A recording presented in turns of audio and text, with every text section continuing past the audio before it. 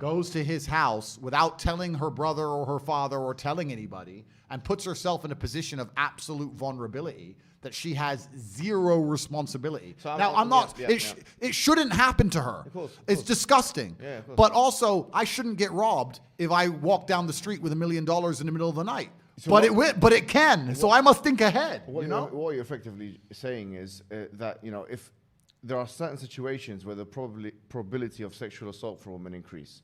In fact, for example, the WHO itself, I was looking at, they had this whole, probably the most compendious thing on rape and sexual assault, and they were talking about different countries, and the one thing that they said, which the West has more than other places, is stranger rape. And actually, one of the reasons why could very well be because of this culture of intoxications, of clubbing and these kinds of things. So it increases the probability. I think it's a very reasonable argument to say, well, this increases the possibility of stranger rape. Now, obviously, they're going to come back and say, but the way you said it, of course they're going to do it. It's victim blaming. But they're going to say it's victim blaming, and they're saying I'm going to be advocating for rape, and they're going to be saying I said it's okay, which is all garbage. It's all nonsense. Yeah. I'm trying to explain to people in a very realistic fashion that we live in a world which is not ideal. We live in a world where everybody understands that stealing is wrong, but some people still steal. This is why we lock our cars and lock our houses. Absolutely. This is why we protect our certain assets and our money. This is why I will not walk down the street with a gold watch in London at 3 a.m. by myself, because I don't want to put myself in a position where there's a higher probability of something bad happening to me. Yeah. And I'm just saying that when it comes to this one particular crime, because it's so heinous, and it is heinous, absolutely, and certainly every perpetrator should face the absolute full punishment from not only the law, but God himself.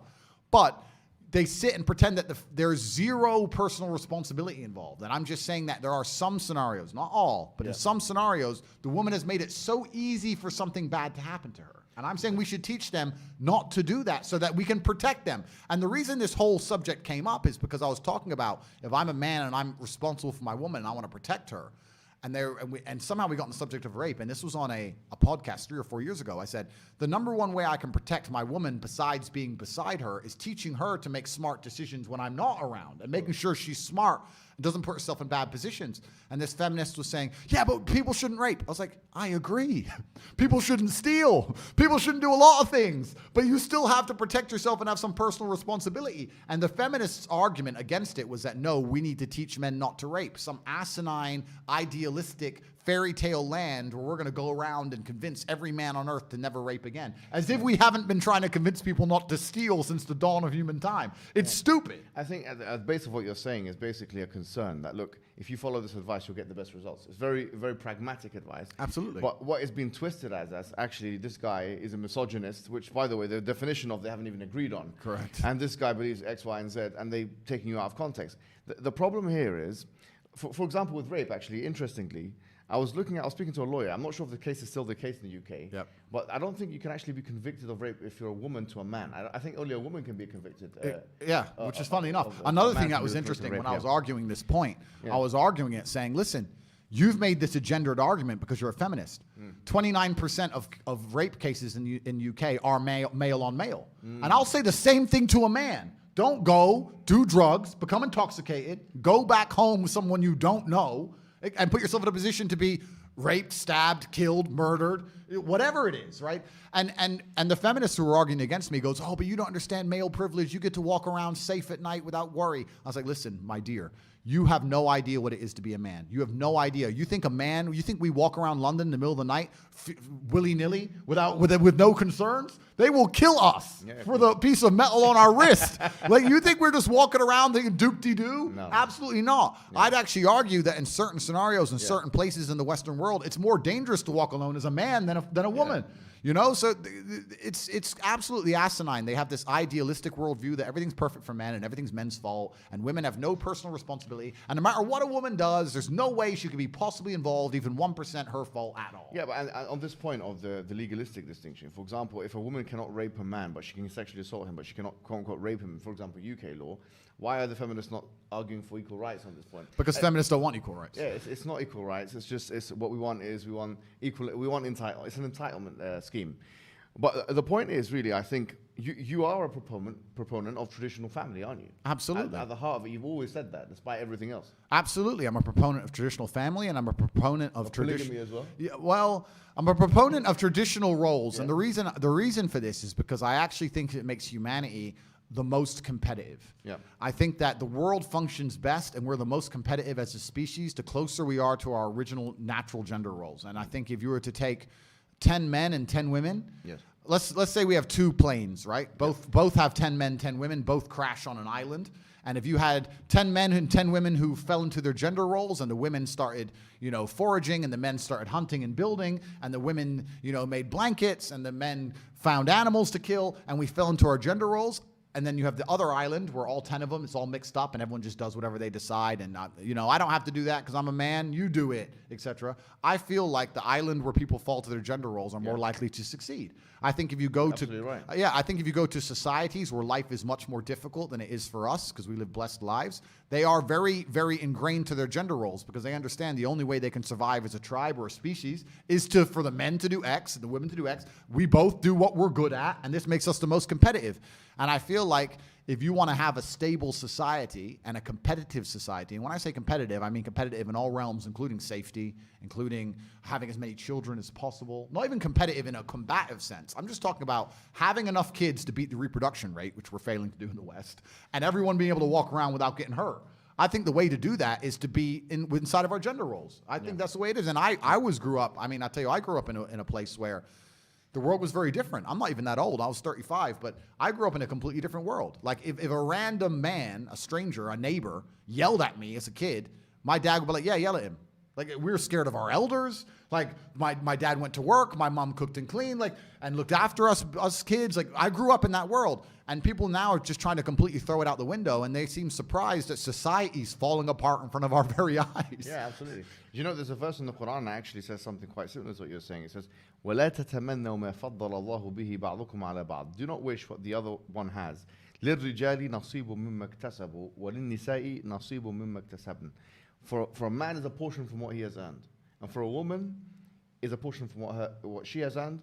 And وَاسْأَلُوا اللَّهَ مِنْ فَضْلِهِ, and ask God from His bounty, meaning do not attempt to encroach on the other person's role. Yeah. Like men have been given certain things that women have not been given, and vice versa. Yep. And it's interesting that you talk about this case study example of islands, because quite frankly, I was looking at some statistics, and from the 1960s, where the second wave feministic movement became very widespread, until now, there's been studies that have been done. The biggest one is one called Blanche Flower and Oswald, which happened between the years 1970 to 1990. It was a longitudinal study. And you'd expect that after all the implementation of legislative changes and stuff like that in America and the UK and elsewhere in the West, that women will be having a better life and that they'll be enjoying their times. But the conclusion of the study, after they've interviewed 100,000 women, this is the biggest study that I think has ever been done, 100,000 women, in both the UK and the US. The conclusion was that women have a deteriorated situation. And in fact, even like the heads or the mothers of second wave feminism, like Betty Friedan, who wrote The Feminine Mystique, and others, even Germaine Greer, in 1963 she wrote the book Feminine Mystique, and then afterwards she wrote another book which people don't study in schools. She said it herself. Wow. She wrote a book called The Second Stage. She said, I'd done sociological experiments in the 70s, after the 60s, after the changes that have been done in the 60s, and I found that in the 70s, women were more depressed. Yep. 1/3 of women, she states this in her own book, she says that 1/3 of women were worse off. It was really interesting. There was actually a magazine, very famous magazine, that done a poll on women. And they said, it's called Top Satre magazine, and they found that 79% of women that responded said that they would quit work if they could tomorrow. Yep. 80% said that work is causing them psychological pain and distress. Yep. So in other words, this whole idea of prioritizing careers over motherhood and over being a wife and stuff like that, the experiment has already been done in a sense. Absolutely. And it's been done for the last 61 years, or 62 years, let's say, since 63. And in that time, what we found has been a tremendous failure. Of course. Which has impacted women's mental health, their physical health, it's impacted families. One more thing I will say is that I was talking to one guy he's done demographic stuff called Nicholas Wolfinger. Yeah. And I asked him what families are most stable or whatever, yeah? by way of like the children turn out to be most educated and they're away from delinquency and criminality, these kinds of statistics. He actually said religious families, like obviously nuclear, traditional families, religious families. So we have the data to show that families that take this traditional role are clearly advantaged. They advantage women, they advantage children, they advantage men. Absolutely. So it is the model. And now you're saying something which is against it. Clearly it's not in their economic interest. And so is it the case that because of this they're cancelling you? Yeah, I think it's because I'm trying to stick up for the baseline morality of humanity. It's interesting what you just said earlier as well from the Islamic point of view, that we're born with an innate good and an innate understanding.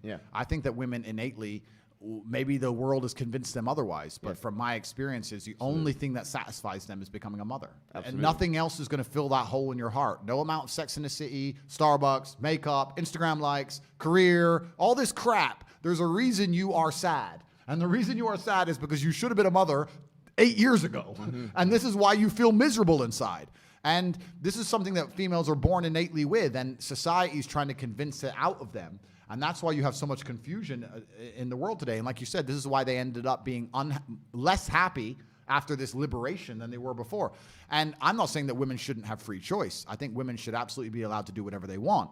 But they should sit and understand that the matrix and the system, the propaganda machine that they're sitting and digesting is trying very hard to convince them to move away from their natural instincts. When you sit and watch Sex in the City about some 49-year-old woman with no kids who's having a great time and is 0% depressed on her 58th fucking dude that month, and you're sitting there watching it, they are trying to program you. And most women don't realize the level of propaganda they're existing under. This also goes back to the earlier point I made about Trojan horses, because this is how they do everything. Feminism was about give the women the vote, right? Then they sneak in all this other insanity. Let's not allow women to have kids. Let's try and convince them not to. Let's convince women not to respect their man and make him feel like a man in his own household. Let's convince women that they can physically attack a man on the street and they have no disadvantage at all because they're just as strong as a man is. Let's convince the women of this insanity, but we'll Trojan horse it in with feminism. So if you say, well, I'm against feminism. Oh, you don't want women to vote? No.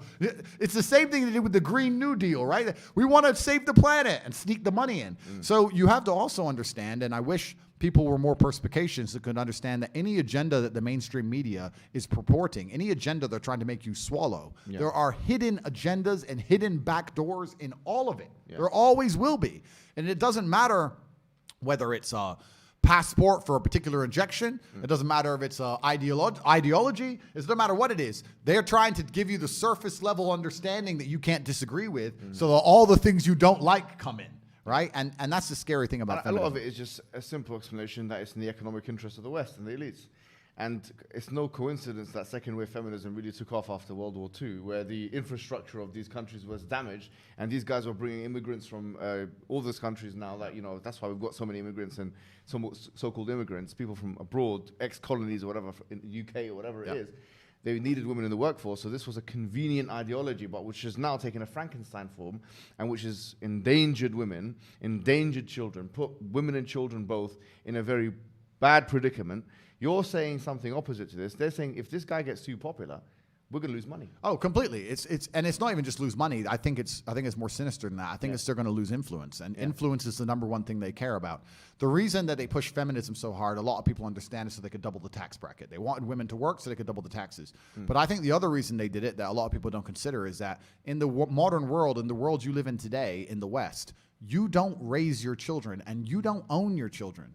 You've had these children, I like to believe, because you're in love with your partner and you want to replicate yourself and purport your worldviews. And the way you view the world, you want that to be instilled in this child. That's not the case. They wanted the woman at work, because if the woman's at home, she likely agrees with the worldviews of her man, and that means the children are being raised by the mother, and they're likely to adopt those worldviews. In the modern world, where they convince a woman to get a job, the man to get a job, they inflate the currency so nobody can exist any other way because it's too expensive. The parents are out working all day. The school and the internet and the matrix raise your children. Your children go to school all day and be told things that you may not want them to learn. Then they sit on the internet and read things and watch things you may not want them to watch. You talk to them for 10 minutes at the end of the day and they go to bed. You're fighting with your 10 minutes against endless hours of the most entertaining programming, or the most forceful programming. In school, it's forceful. On the internet, it's entertaining. Convincing them of ideas that you perhaps don't agree with. I've seen it myself on YouTube. I've seen a guy in America driving his car, and his kids were in the back seat, and he was arguing with them about an issue. And they was like, where did you hear that? School? He's like, why did the school tell you that? That's not true. And his own children are arguing with him because they learned it in school. Have you ever tried to take your children out of school? You'll get fined. You'll get in trouble. No, your kids have to go to school. Yeah. You have to give your kids away to the school. If you don't give your kids away to the brainwashing, you'll get in trouble. Yeah. And the reason they're doing this is because they want to control the youth, because the youth is, of course, the future of the world. And you have to understand that this whole idea of feminism, this is what I'm saying. You're saying women shouldn't vote. I'm not saying that. I'm saying that we shouldn't allow children to be brainwashed. We shouldn't separate them from their parents to the point where they're going to absorb ideals. Like, and I've seen the Muslim community, the only ones standing at the gates of schools saying, you're not going to teach this to our kids. Absolutely. The only ones who will stand up against it. Because in the white Christian traditionalist of England, the British, they just sit there and let their children ship them off for programming. Yeah. Just ship them off for it's insanity. You don't raise your own kids anymore. Absolutely. And you know what's so ironic about this is that if you read the 30 articles of the Human Rights Convention, I think it's number 27 or something like this, which says that a human being has a right to educate their children, or what their children is educated about. So on the one hand, they're saying, look, you can educate your child, you can choose what education they have. But on the other hand, no, it's the state, the Orwellian state, the thought police that must do that. Correct. So they've got a contradiction there. But what's even more pernicious, I think, as you said, is that this is a religion. I mean, at the end of the day, I think anthropologists, maybe 100 years from now, are going to look back in Western civilization and say, an individual with these traits is identifying in this way.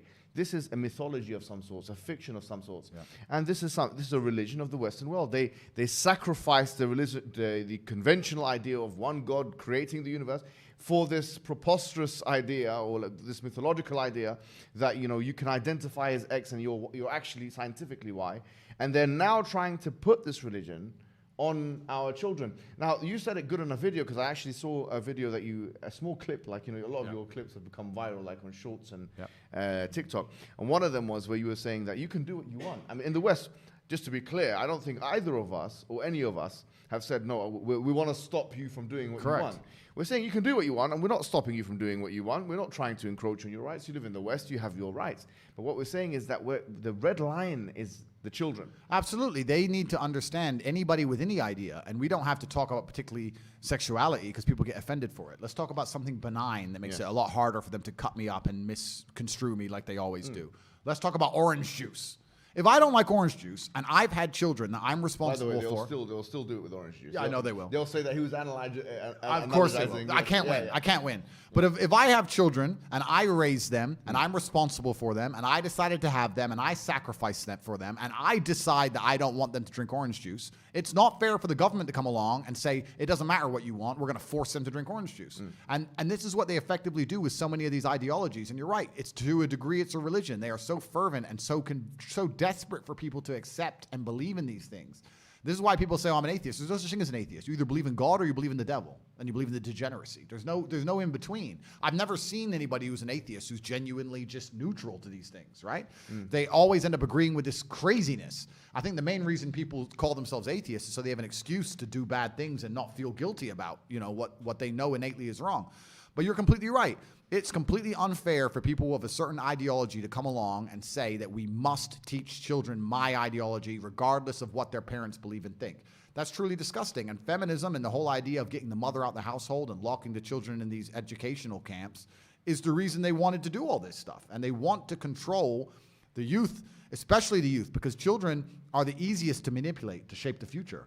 And they're trying to shape the future of the children so that they are very good at ignoring their own innate moralities, and also very good at ignoring their own eyes. When you said earlier about X and Y, I perfectly understood you, and we're on YouTube, so we'll have to talk very carefully. But if you can convince somebody that a giraffe is a horse, and you can convince them that even if they look directly at a giraffe, that they know that their mind tells them it's a horse, regardless of the fact that they can see a giraffe before their very eyes, then they are completely open for all forms of slave programming. Once you get people to ignore their eyes, well, then the game is complete, right? So this is purposeful. This is done on purpose. No doubt. I was doing at one point. I did a part of my postgraduate on gender studies, and I was speaking to this person on the lift, and she said that the penis is a social construct. course it is. So I said, okay, well, no problem then. On that logic, rape is a social construct. Yeah. Because I mean, it's the same thing. If you take your belief to its logical conclusion, then it actually leads to things that you don't want to happen. For example, if you say that racism, so if I can identify as a black man or a white man or whatever, then racism becomes a social construct. So it's once again, if you take your ideas and stretch them out, you get exactly the opposite of what you're trying to achieve. Yeah. And I don't think this has been thought out properly. But these people don't think, and this is what's amazing. It shows what privileged world we live in. They don't think because their ideas. The reason they don't think is because their ideas aren't tested. When your ideas are tested and challenged, you have to find a way to rebut and prove your ideas to be true. The reason their ideas aren't tested is because of censorship. If you argue against these ideas, they delete the other side of the argument, which means we now live in a false version of reality because one side of the argument is completely decimated and deleted. Hence, the computers purport the matrix, and this is exactly where we are. If we could freely talk and argue against these points, they'd be gone. But we can't, which is why they still exist, which is why false ideas, which should have been destroyed long ago, are now pertinent amongst the population because of the matrix and their media machine and the false computer-generated reality we're forced to live under the guise of censorship. And this is what we say. I said this to somebody. They said, "Oh man, you lost your Instagram. That must suck." I'm like, "Yeah, okay, I lost Instagram. I can't show off my fancy cars. Cool." But it's not about that. This is about genuinely good versus evil. This is about the fact that if you read any history book, the people who did the censoring were never the good guys. This is genuinely about the forces of evil versus God. That's what this is about. It's not about my Instagram page. It's about the fact that there are ideas that they have now that we can't talk against. For the last 3 years, they had this thing we weren't allowed to talk against, and look what it did to people. Look how it decimated people, locking them in their houses, destroying people's businesses, etc. And guess what's going to come next? Another idea we're not allowed to talk against, and another one we're not allowed to talk against. And people think that anyone who's ignorant enough to sit there and trust the rulers of earth or their government and go, they're going to come up with ideas that I can't disagree with and nobody can disagree with, and those ideas are going to be good for me. Well, then you are a dummy, and you deserve what comes next. I think the mask has dropped with your cancellation. Because at the end of the day, with your cancellations, it's as if they couldn't contain themselves. It was as if they made a mistake. Yes, I would like to think that. I would like to think that we've now reached a critical mass, and I was perhaps the last person needed to truly show the agenda behind how these people work. I think it's a perfect storm of the fact that, one, the things I talk about, they proved me completely right. Two, I said I was going to be canceled. Three, they thought I was small enough to crush, and they've realized that my fans are loyal enough to follow me anywhere. So I become more popular post-cancellation, which also inspires people, right? I think the reason cancellation was such a powerful weapon is because if they cancel you, you're done. But once I prove that's not the case, then people are going to go, you know what, this is such an important issue, I'm going to tell the truth anyway, because if they cancel me, I won't be done. I think with you it's a bit different because, I mean, you didn't have a company or a program that if you cancel, then you lose all your customers. You are the product yourself. I mean, they can't change your face or try and get rid of you. Well, they can try and maybe they will. And that's the only thing I will say about being canceled. In terms of being canceled, I'm more popular than I've ever been. I've now moved over to Rumble, which is a YouTube competitor. Rumble.com/Teight Speech. You can speak with absolute freedom. It's just as good as YouTube. I encourage everybody, anyone with a YouTube account, you can go to Rumble.com. You can back up your entire account with a few clicks of a button. It will download all your videos, upload them all automatically. Get that done because YouTube will vanish you like this. So that's Rumble, where you can find me. But the only bad thing about being canceled is you have 3 strikes. First, they try and shut you up and lie about you and hope you'll be quiet. And if that doesn't happen, they try and put you in jail for something you didn't do. And if that doesn't work, they kill you. So when you lose your first strike, that is kind of scary. To know now that, okay, they've told me I must be quiet, and I'm not being quiet.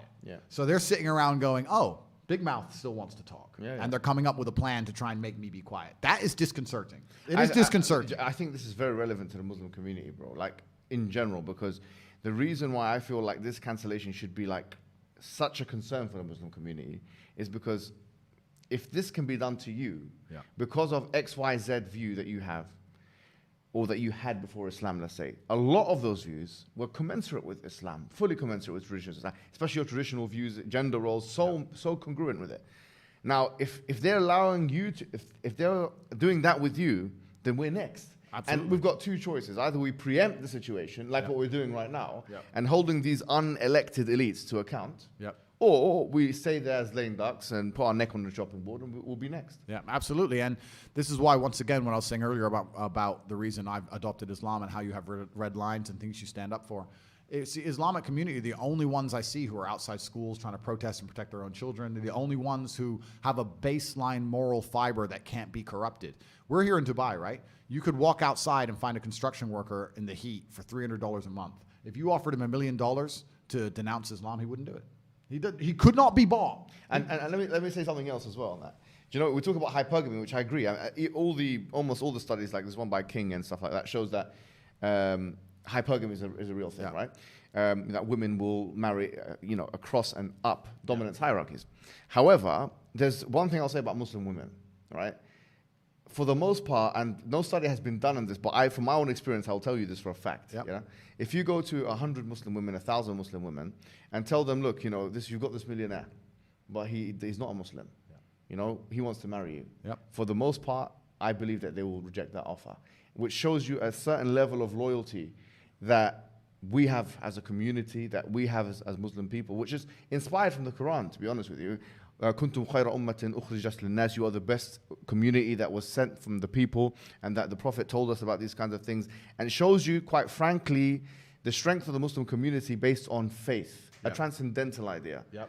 And so that's one thing. One other thing I will say is, what you are, I consider you as a perpetual optimist. You're an optimistic person. Yep. And even post your cancellation, you can tell it did affect you. You're a human being. Yep. Bad things affected the Prophet Muhammad sallallahu alaihi wasallam. In the Quran it says وَتَخْشَى النَّاسِ, and God is speaking to the Prophet and says, don't fear the people, fear me. And you fear the people, don't fear them, but fear me. These kinds of things. It did affect you as it would affect me, as it affect anyone. But what I continued seeing with you is reasons to make it good. Yeah. Perpetual optimism, and this is exactly Islam, because the Prophet Muhammad sallallahu alaihi wasallam said, or it was said about him in a hadith, كَانَ يُعْجِبُهُ الْفَأْلِ. He used to love optimism. Optimism is an integral part of Islam. It's always finding a reason why this thing is good. Yep. And that is because at the end of it, what is it? You're either your sins are being deleted from the Islamic perspective. When you go through a trial or a tribulation, your sins are being deleted. You're going through a challenge. It's strengthening your iman, your faith, your person, or it's putting you in a higher rank in the hereafter. Yep. We believe obviously in heaven and hell. We believe in these things as real constructs. We don't believe in these things as metaphoric or something like that. So we believe that it's only good things, really, if you consider it. And so in many ways, one can see why a religion like that would suit someone like yourself. I mean, you mentioned Khabib Nurmagomedov before. Yeah. And you mentioned, he's got training, and then he's got praying and training and praying. And there's something else about Khabib which I think is really powerful, is that he represents, I think, a very virtuous thing, which is that he is both humble and confident. Yep. And that's where the virtue is. And at the end of the day, if you have that kind of mindset, a strong mindset, a disciplinarian mindset for yourself and for your family, I think that is, in many ways, it is the remedy for a lot of these mental health issues. Oh, absolutely. And I also think that God is pleased with you when you show him the beauty of his creation. I think that God is pleased with you when you work as hard as you possibly can and you do the best you can in anything you're going to attempt. God loves people who work hard and try hard. And in my own personal life, I can see that God is very happy with me when I give it 100%. And very few people give anything 100% anymore. It's very rare you meet somebody and if they're honest with themselves and with you and with God, say, I gave it everything I had. They gave it some, they tried a bit, they got demotivated, they got distracted, they got tempted. But when you truly give your 100% to something, I think that makes God very happy with you. And I think he rewards us for that. What would your advice be to somebody? Because this is one thing that you're credited with even by your enemies, right?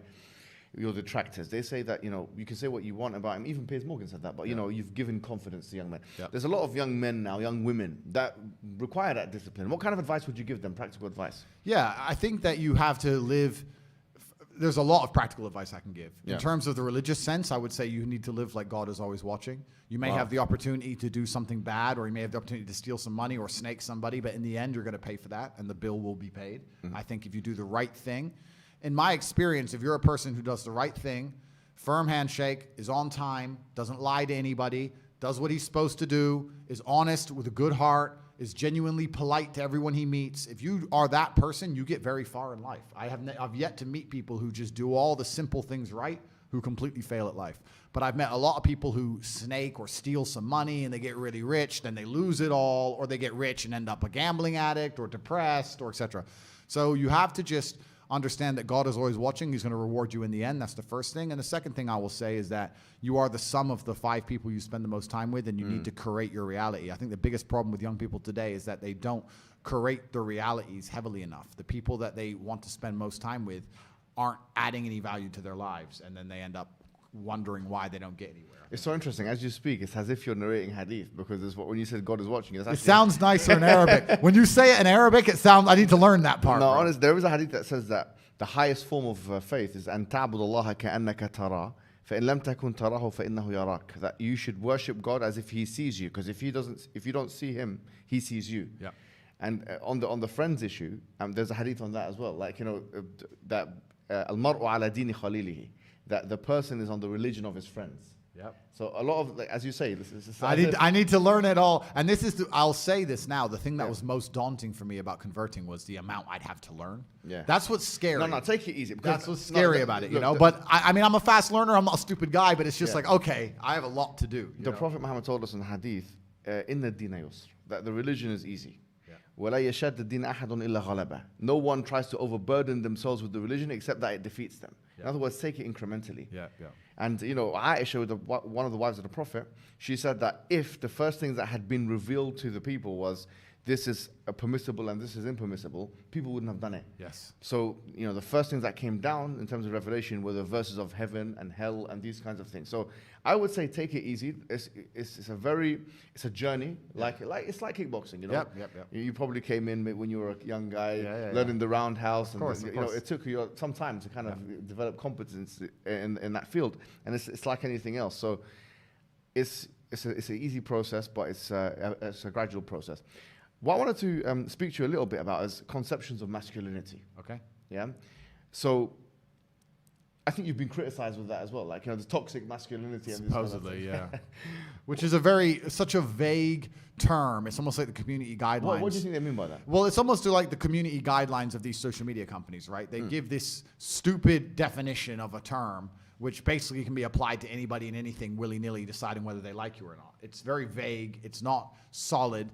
What they're trying to say is that you're overly masculine and that some of the traits which are innate inside of you as a man are somehow now bad for society or for other people, which is absolutely insane to even try and conceptualize, because it's asinine and it's childish, because like anyone with a brain understands that there are certain scenarios in life where particular qualities are completely applicable and permissible, and there's certain scenarios when they're not. To sit and say it's toxically masculine for men to be violent is stupid, because there are scenarios in life where you need a man to be violent. If someone breaks into your house, or if you go to war, or if you call a police officer. So it's not a matter of, a certain subset of masculine qualities being labeled negative, because these qualities exist because we've needed them for a very long time, and I argue we still need them today. It's only when it interferes with their interests. Right? And only when it interferes with their interests. It's kind of funny. I was arguing with a feminist, like I've done a bunch. And she was talking about toxic masculinity, and she was talking about the idea that men are innately violent and how that's bad. And I said, you think that's bad because you're living in an extremely privileged society and a very privileged life. But I'll tell you that that's not bad, because you, even in and of yourself, may not know this, but you like the idea of men being violent. Because let's say I lost my mind right now, or let's say an intruder broke in and threatened you physically. Yeah, exactly. You would call a man to be violent for you. You'd call the police and say, please be violent to protect me. You believe in violence very much. So for you to sit there and say, oh, that violence is toxically masculine, but you call a toxically masculine man when the trouble comes, shows that the whole idea in and of itself is hypocritical and it's garbage and it's stupid. And what they're trying to do is brainwash people into thinking that if you stand up for yourself, or if you are true to the innate way we were built, the things that are inside of us when we're born, that there's something wrong with you.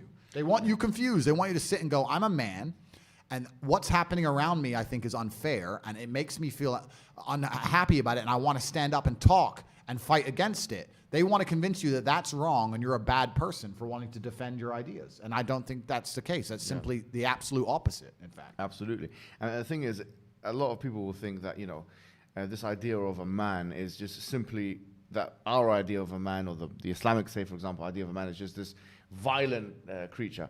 The truth is, like you said, violence is just an integral part, or the ability, the capacity to do it in situations where there's a need for it, is just one part of the puzzle. Like, for example, you know, the Prophet Muhammad, one really interesting thing, we know he had 9 wives at one time, which is very difficult to make. You can probably... bro, nine's a imagine lot. 9 at one Nine's time. a lot. And they're consistent relationships. It's not like divorce and marriage. It's like you're actually living with these.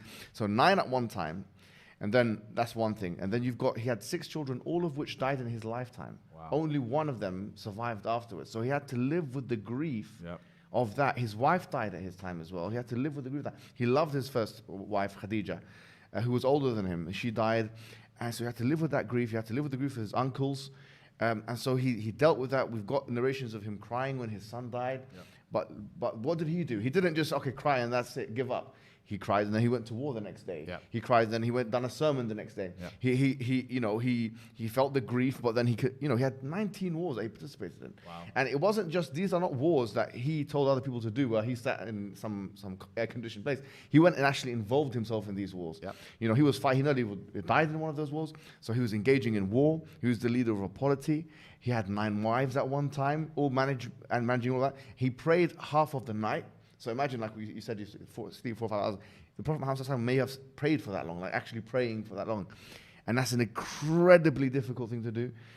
His children died. He was directing the people. I mean, if you really think about it from a KPI perspective, key performance indicators, for 1,400 years, people have been following the teachings of this man. From the most grandiose of things to the most minuscule of things. I mean, this is influence. And even Pantheon, I think, is one of the organizations that have ranked it. They've put him as number 1 because how could you not? How could you deny? His influence stretches cross-culturally, it stretches historically, and then also we got the Quran. They've got the hadiths. We've got thousands of hadiths. We've got the Quran. This is the role model for the Muslims. Do you see what I mean? And it's a lot of men nowadays, I'll be honest, within the Muslim community and outside the Muslim community, we don't have those kinds of role models. The religious clergy are nothing like warriors, and the warriors are nothing like intellectuals or anything like that. And I cannot remember who done this, who said this quote, but it was such a powerful one. It was an English. It was either Aristotle or Socrates, I think, if it's the quote you're about to say. No. Let me say the quote first. He said something to the effect of, if you separate the fighting man from the thinking man, you have fools that fight, and you have cowards that think. Yeah, completely. And I think it was there's a similar quote by either Socrates or Aristotle. Yeah, he said something very similar. He said, if your warriors and your thinking men are separate, then you nailed it. It's exactly the same. I think it's one of those two. But no, and you're completely right. It's completely true. And that is what the world is lacking now as a whole. And it's kind of insane when you look at how the world works. You have these thinkers sitting around in some government building sending warriors to die. And the warriors don't understand why. And the thinkers are too scared to go do it themselves. And it's kind of strange how whole society's even, limping along as it is. But I agree with you. I think that's the essence of a complete man. And when you were telling me about the adversaries, the adversities that were faced and how he stood up and he fought against them and moved forward anyway. I think this is what God wants from us, from all of us. It doesn't matter what the adversary is. It doesn't matter how much you're hurt by it.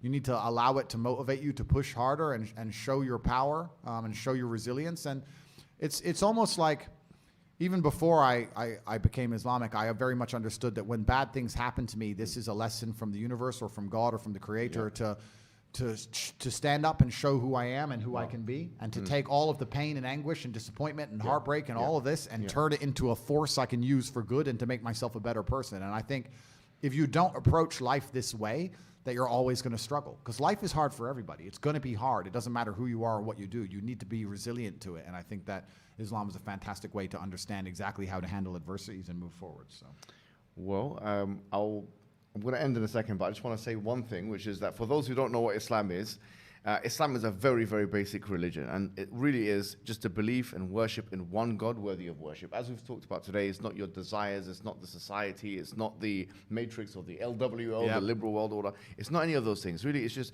belief and worship in one God.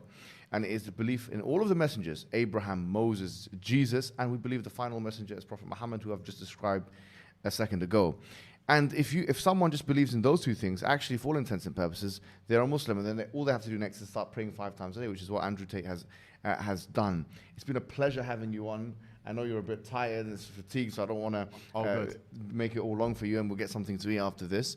I don't know how long we've been talking for. How long have we been speaking for? I think that's a good time. Yeah, I think and we can do another one as well, especially as Sure. my journey continues and as I learn more and as I get more knowledgeable. I would love in you know, a year or so or 6, 7 months, etc., would meet up again and do something. Absolutely. And if you need anything from us, obviously, we're always being in communication with you. If you need resources, research, anything like that. Perfect. And you're part of the community. And one thing I want to say to the Muslim people is we must show loyalty and unity with Andrew Tate in the sense that he is now one of our brothers. And it is absolutely unforgivable to say things that some of these feminist Muslims have been saying. And in fact, if anything, they need to be the ones who are refuted. Andrew Tate now is a brother of ours. His sins have been completely wiped away. And that really is that. Thank you so much, Andrew, for coming. Thank you very much, man. And it's been educational and very interesting. Thank you, my friend. Too, man. Thank you, so brother. much. Take care, man.